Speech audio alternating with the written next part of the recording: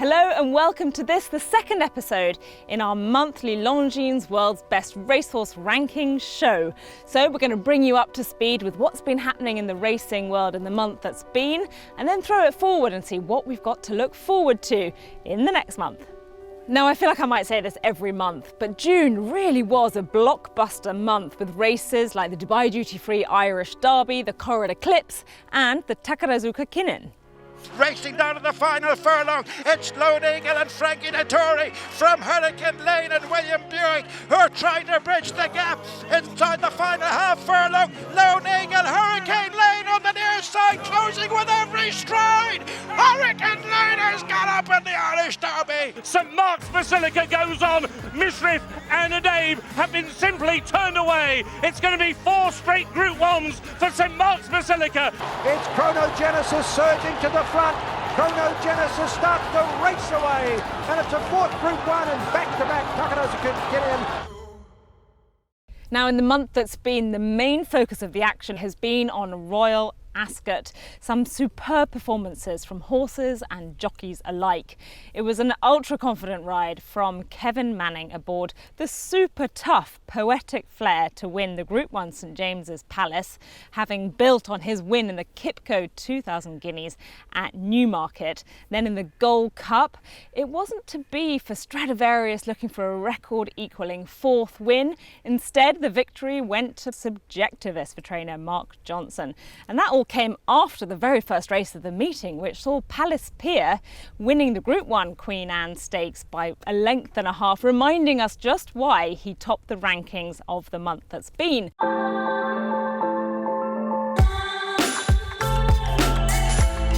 And all in, they're off. Showed in behind him, the silver jacket, PIER. It's a 2-length lead for PIER. Races towards the line, and PIER is the winner of the Queen Anne. But it is POETIFLARE who has shot clear inside the final furlong here with Kevin Manning. He's been busy, he's very talented, he's very tough. POETIFLARE has won in great style. They're off. They race then for the Gold Cup. 2.5 miles is their trip. Subjectivist and Joe Fanning have moved into a 5-length lead. Subjectivist Joe Fanning stole the race heading into the home straight. Subjectivist wins by a good distance.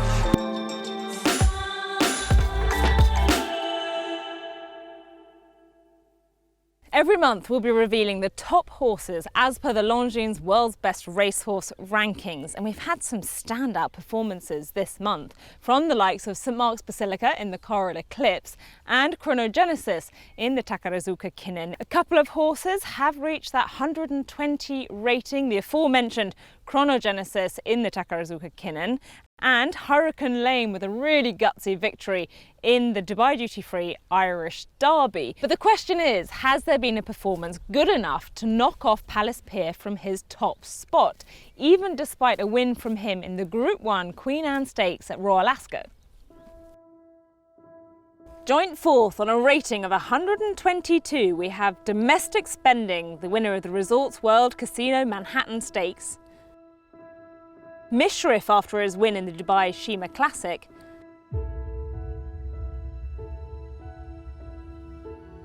Mystic Guide, winner of the Dubai World Cup. POETIFLARE, who won the St James's Palace Stakes at Royal Ascot. And Subjectivist, who also won at Royal Ascot, taking the Gold Cup by 5 lengths. In 3rd, on a rating of 123, we have Nature Strip, who trainer Chris Waller has revealed is back in training. And in 2nd place, retaining his 125 rating, PIER off the back of his Queen Anne Stakes success. In 1st place, as a result of his Corridor Eclipse win at Sandown, St Mark's Basilica tops the rankings on 127. It's been a bumper month for Irish trainer Aidan O'Brien, the master of Ballydoyle, with 4 Group 1 successes in the past few weeks. It all started with Love's win in the Prince of Wales' Stakes at Ascot, and that week was bookended by Joan of Arc's victory in the Prix de Diane Longines in France, and all that momentum continued to land him the Corridor Eclipse with St Mark's Basilica. The secret is like everything in life. It's hard work, dedication, there's no shortcuts. I'm not a chef, obviously, but if you're baking a cake and you're missing one ingredient, still very good, the cake, but it's not quite right. And I think hopefully we've got all the ingredients to be successful, and even with that, you've got so much competition to produce every year, but then again, that's the excitement, that's the challenge. Well, Aidan, as you know, and the whole O'Brien family are sort of just so dedicated. I mean, this is what it's all about for them.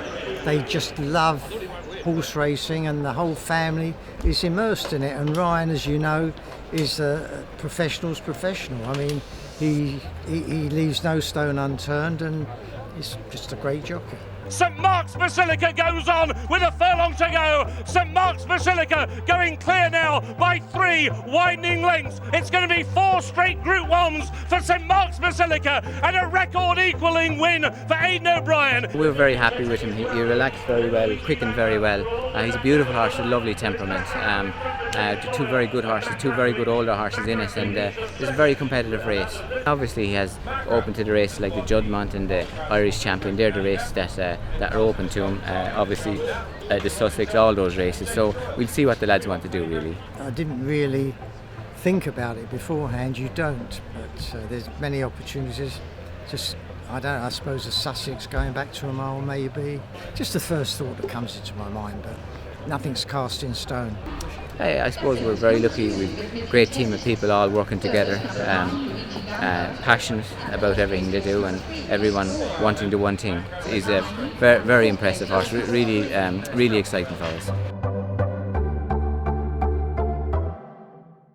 Each year, the IFHA and Longines present the jockey with the best performances in the world's highest rated races with the Longines World's Best Jockey Award. The scoring for the award is achieved by performances in the world's 100 highest rated Group or Grade 1 races, as established for the year by the Longines World's Best Racehorse Rankings Committee. So jockeys get 12 points for a win, 6 points for a second, and 4 points for a third placing.